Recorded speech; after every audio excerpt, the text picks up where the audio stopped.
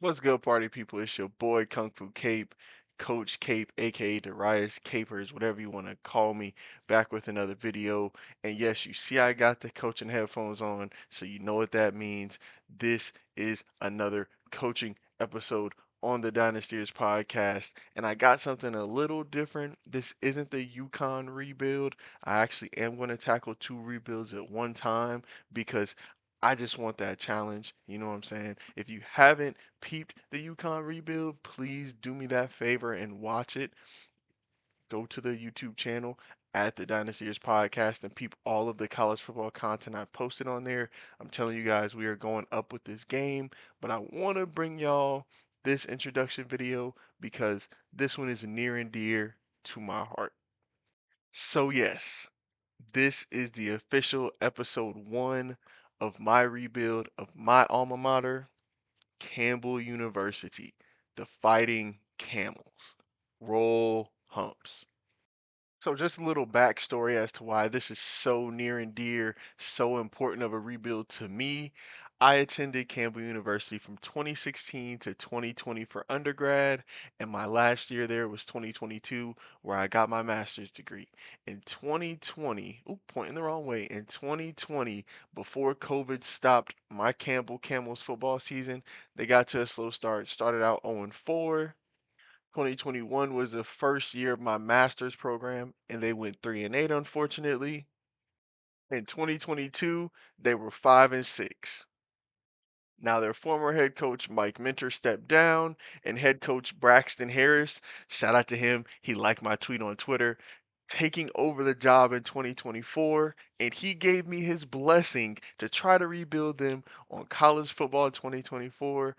And I'm actually rebuilding them in the American Conference opposed to the Big South or the AAC, which they're currently in real life. And so I'm going to see how far I can take my alma mater to new heights in the college football landscape.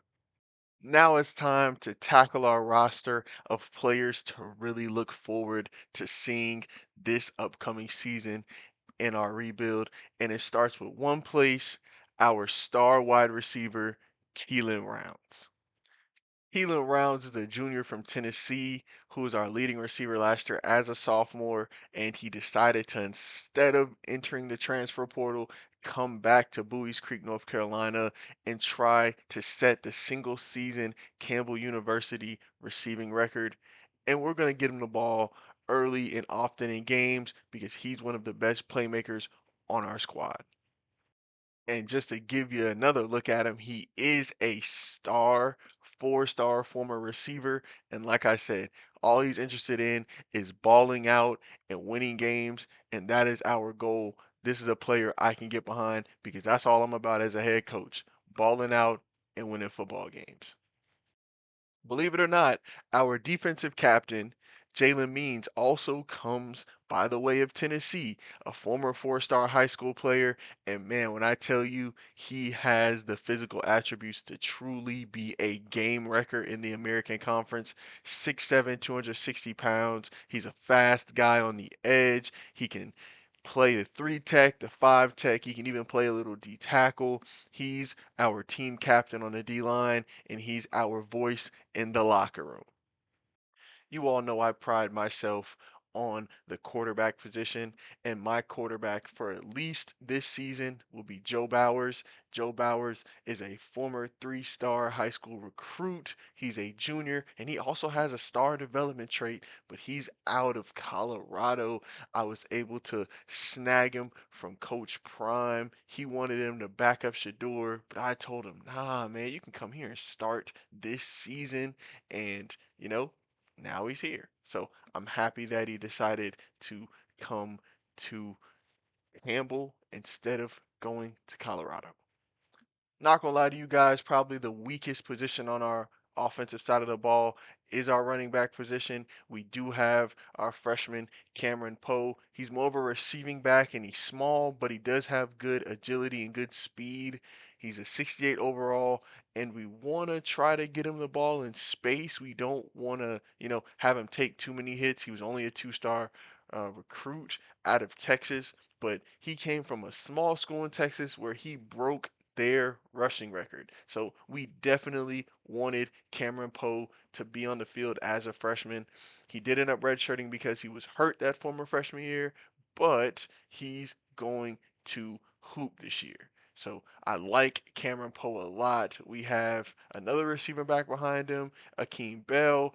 Not going to play Akeem Bell as much because him and Cameron Poe do the same things, but Cameron's slightly better. And we really only have receiving backs, unfortunately. So we definitely have to focus on the running back position in recruiting this offseason. And another guy that I really like is our fullback, Troy Grayson. Troy Grayson is our really only power back on our roster. So with a lot of the short yardage stuff, I am going to lean on my fullback. And I've seen, a lot of the YouTubers, they love their fullbacks. I'm going to take one from their playbook and I'm going to use my fullback a lot. Other receivers behind our superstar Keelan Rounds, we got Douglas Saxton. He's a deep threat. He's a senior. We're going to look on him to be our slot guy because he's one of our bigger receivers. I got Rashad English the second. He's also a deep threat, but with an 86 speed. How much of a deep threat is he? I don't know, but he does have good catching. He does have solid catch in traffic, and he does have pretty good spec catch. His short route running is also really good. So when we run our spread offense, a lot of four wide, a lot of three wide, and a tight end. Those are going to be the three guys I lean on. The two young guys that I ended up redshirting, hopefully they don't have to play this year so I can build them for the future. Desmond Ivy and Brandon Worthington. Those are going to be the guys that hopefully next year with Keeland are able to, kind of take our wide receiver position to the next level. But I'm definitely going to be looking to recruit some receivers this offseason. If you've been peeping my Yukon Huskies rebuild, like I said, the receiver position and the tight end position are two positions that I see the importance in. Tight end, especially. Tight ends kind of mirror as a sixth offensive lineman and a fourth receiver in some sets. So I am definitely going to be looking at a better tight end to come in and start as a freshman. The junior and senior that I have, Blake Trumbley and Skip Montgomery, they're not the greatest, but I feel like they can maybe do a little something this year. One of the guys that I like just his physicals on was Dantes Delgado. Look at that speed, 83 speed, 86 acceleration, but he's technically a blocking tight end. And so with an 82 catch, are you really a blocking tight end? I don't know. He may mess around and play considering that, his catching traffic, spec catch are some of the best at the tight end position. And his speed is definitely the best at the tight end position. So 6'6", 233, he could be a player, but his overall is just bad. I don't know if that's because they're looking at him as a blocking tight end, but I think he should be a vertical threat. I'm going to be honest. Like my Yukon Huskies rebuild, check it out if you haven't at the Dynastyers Podcast YouTube channel. Man, our offensive line needs help. Isaiah Morrow is my blindside blocker. He's a 75 overall junior. Hopefully he progresses well going into next season. Same thing with the guard position, Tyreek Tucker. He's a 73. Hopefully he progresses well. Javon Chandler is going to be graduating this offseason. Hopefully, Dylan McCullum is able to progress well. Same thing with Torrey McGillen. Hopefully, his backup, Timothy Van, is able to progress at all, being a 68. And the right tackle is probably my best overall lineman, Sam Settle. He's a 77, but he's also a senior. So we got a lot of work to do this offseason on the offensive line. And, that's where I thrive. I thrive recruiting in the trenches. On the other side of Jalen Means, our defensive captain and superstar on defense, we have Devin Montrose. He's a junior. He also has really good physicals at 6'5", 265. He was a three-star recruit from, again, Tennessee. I'm telling you, man, we played in Tennessee. A lot of this team comes from around that surrounding North Carolina, South Carolina, Georgia, Tennessee. We might even dibble and dabble in Florida a little bit because that's where the good skill position talent is. But a lot of this team comes from that surrounding area. And he's also a former Tennessee native. Now he's living in Bowie's Creek and he loves it. And he wants to be as good as Jalen Means. They push each other. You know the saying, iron sharpens iron. Our D line is definitely iron. Like I already said, I explained to you guys how good Jalen Means is. He has a senior sitting on the bench. You guys can just tell how good he is. And our D tackle position is another position that I'm really, really excited about. We have what Byron? Byron, I want to make sure I pronounce his name right. I call him Brian all the time. You know how sometimes coaches just, be butchering people's names. My bad, Brian. I mean Byron. Byron Scruggs is a guy that I see a lot of potential in. That is one of the guys that I really wanted to redshirt to give him a chance to develop because I feel like next season he can be a key contributor on the defense. But right now, Kai Gentry is a senior, 76 overall. He's not the greatest. This is the probably weakest position on the defensive line is that D tackle spot, but he's still serviceable. Him and Jarek Francis are both serviceable guys, so we're definitely going to lean on our edge rushers, though. We need them to be able to stop the run and rush the quarterback. I know I'm asking a lot of them, but you saw their overalls and their potential, so I think my edge rushers can get it done.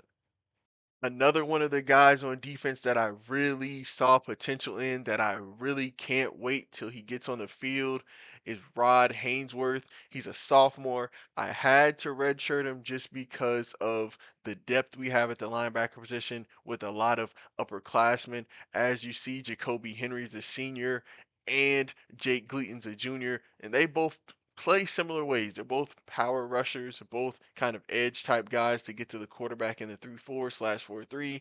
We do run multiple defenses, so I need versatile guys that can cover and that can make plays in the run and rushing the passer.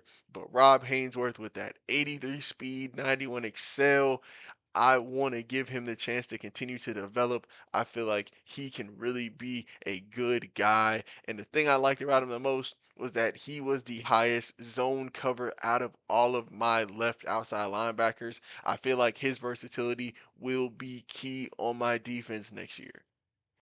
The middle linebacker position's a little younger. This is one of the only positions actually on this team where we don't have a senior leader to show the guys the way. But we do have an upperclassman in Deshaun Dobbins. He's a junior. He's a solid player. He's been a starter for this team for the last 2 years, and he will be starting again this year. I'm hoping that he doesn't look to leave at the end of this season just based on the strength of him wanting a better chance to win because he's one of those guys that wants to win, and I think we'll have a chance with him leading this defense.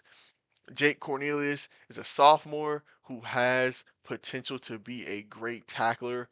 I just couldn't opt to not play EJ Mims, who is our fastest middle linebacker, both speed and acceleration.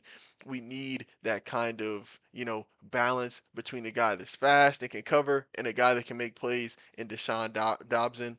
So we're going to hope that Cornelius is able to develop to where next season he's the guy at the middle linebacker spot as a redshirt sophomore. And that's what I want. Like I said, iron sharpens iron on this team.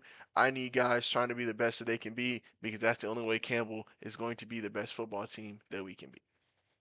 Last but not least, at the linebacker positions, we have sophomore Will Irvin. He's really the only lower class player in terms of freshman or sophomore that's playing. I'm actually deciding to play him over Tatum Windman just because Tatum is a senior, and at the end of the day, all he'll be able to give us is what he gives us this year versus a guy like Will. He'll be able to give us this season and next season and the season after that production. So I really want to see what he has. I'm going to give him the shot, and if it doesn't work out, I can always play one of these other linebackers at this position.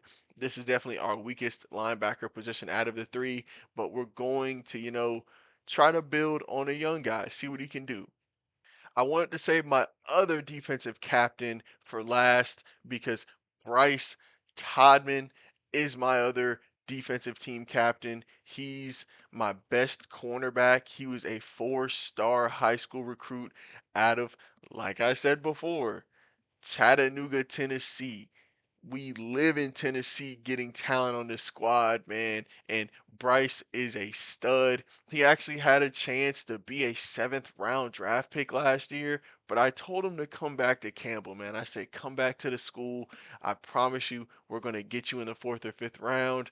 And he didn't progress the way I thought he would this offseason, but it's okay. I still feel like he has a chance to maybe be an undrafted free agent, compete on a team, good DBs are something that is not easy to find, and he's definitely one of those good DBs. He's a man cover monster. He will press up, and I'm gonna depend on him going against a lot of those good receivers in the American. He's gonna be on that island, bro. He's gonna be on that island. He's not the best tackler, but he's, like I said, man coverage. You put him on an island, he can do his thing out there. So that's what we're hoping that he brings to this team next year.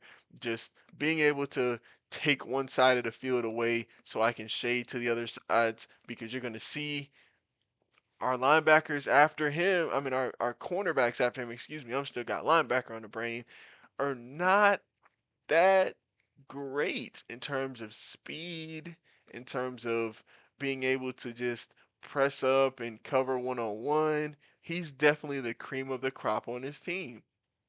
I'm a huge fan of Nico Jones the second, but I really wanted to just go ahead and redshirt him to give me something after Todman graduates, and potentially goes pro just off the strength of what else will I have. I don't really think Harvey or Kendrick Jones can be that number one corner next year, but I definitely believe I'm going to have to try to recruit a cornerback this offseason, probably see what Tennessee has again. I was able to land Bryce. Hopefully we can find us another cornerback in that same area, in that same location with as good as talent as Bryce, because Bryce is one of those guys.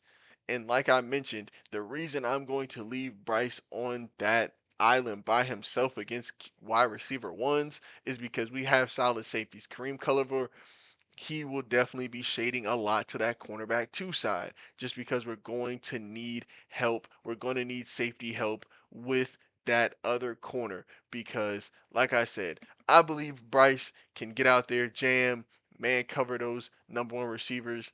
But can Brian Harvey do that at a 90 speed? I don't know. Hopefully, Kendrick Jones can maybe even play. He has that 94 acceleration, so he might be the outside corner, and I may put Harvey in the slot just because he's a little smaller. But like I said, we have a great safety, junior safety, Kareem Culliver. He will be my defensive captain next year once my boy Bryce graduates. He'll take over that captainship from Bryce. And Jaquan Odoms is another guy that I really liked.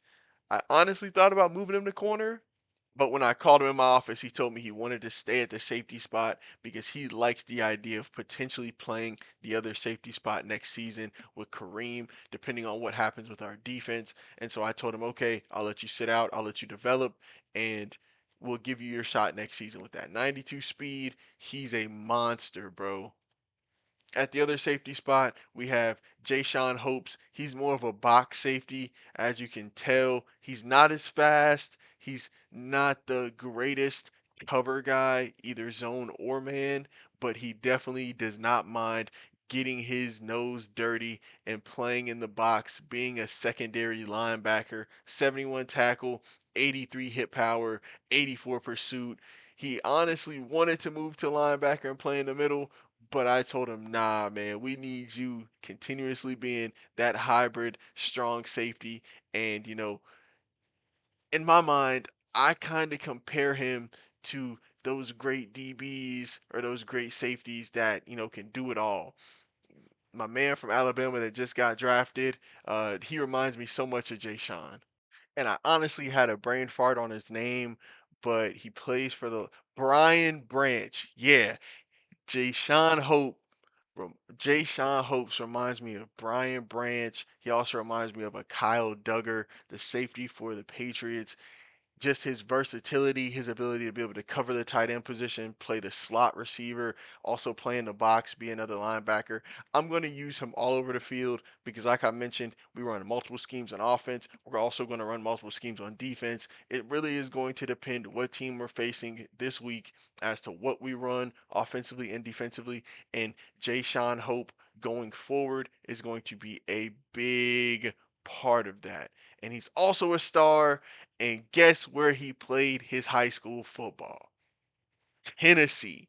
I'm telling you, man, we lived in Tennessee getting this team together, and so I love it.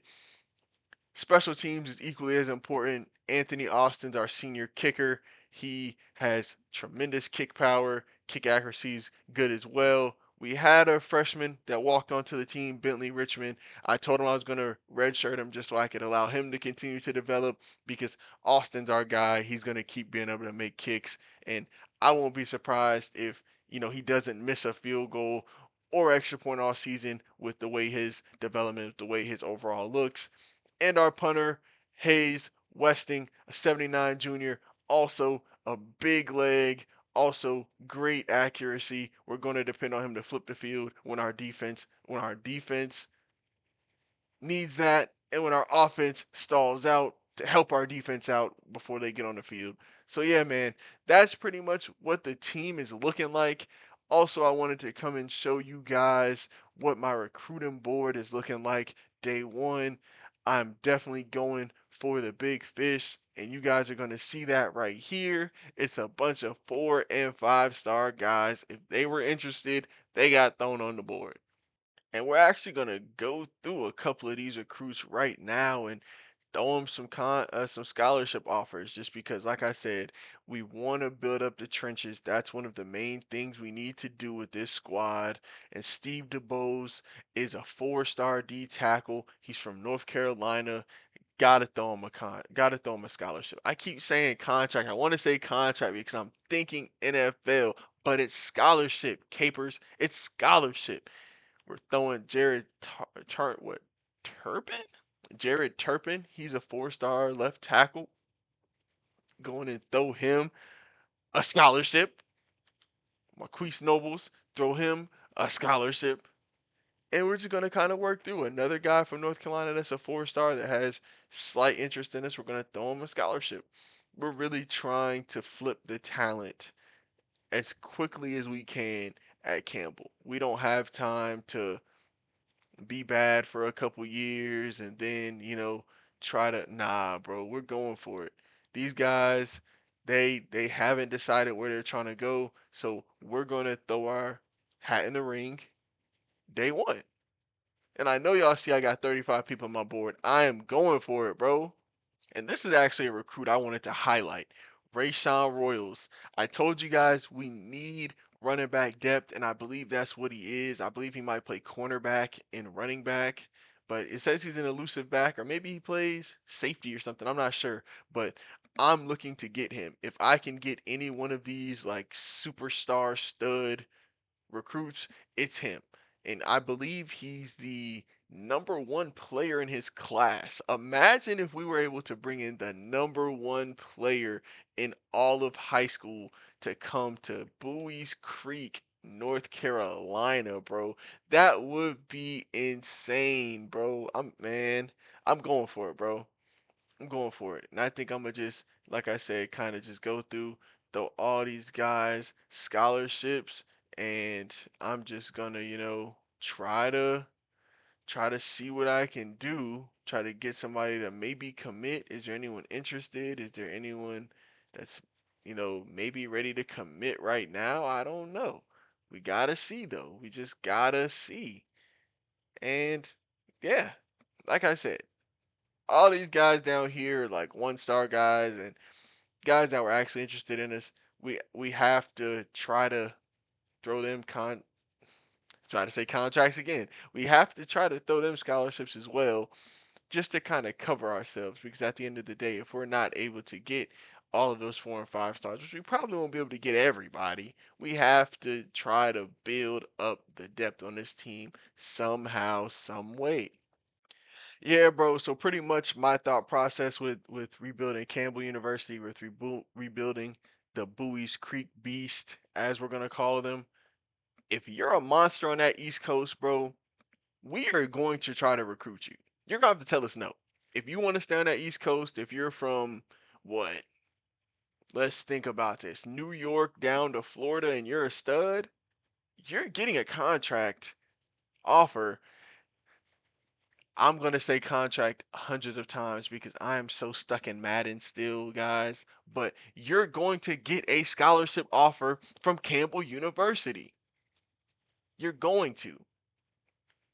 And yes, I know you guys see we had to put Cambell just because copyright reasons we couldn't spell it correct. But you know who this is. This is the Campbell Camels, bro. The Campbell Camels from Bowie's Creek, North Carolina. And like I said, we're going for it. We're trying to get this dub. We're trying to get us a ring.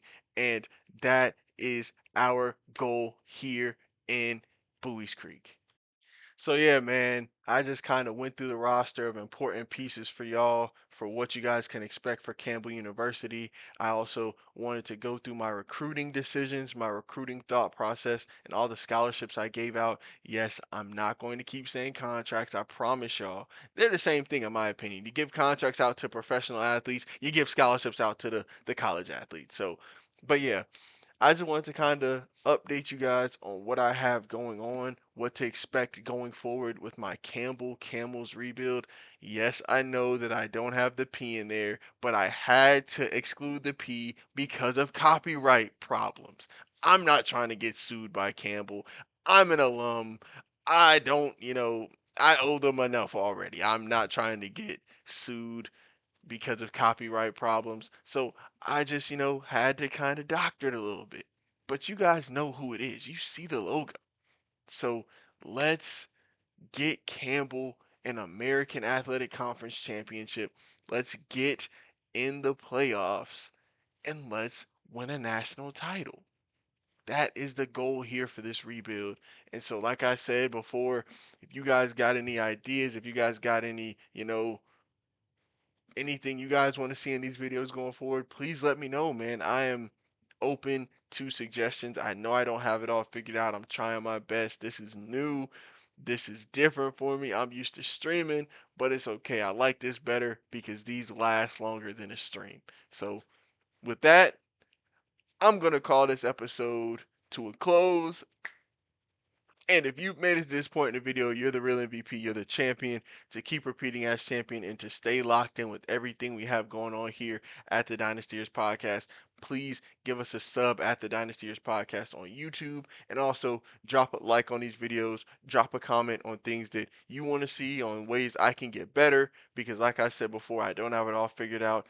I am open to suggestions because I want to make sure I'm putting the best product forward for you all out there that watch these videos, that enjoy what we're doing here at the Dynastyers Podcast YouTube channel. And until next time, it's your boy Kung Fu Cape, Coach Cape. Peace.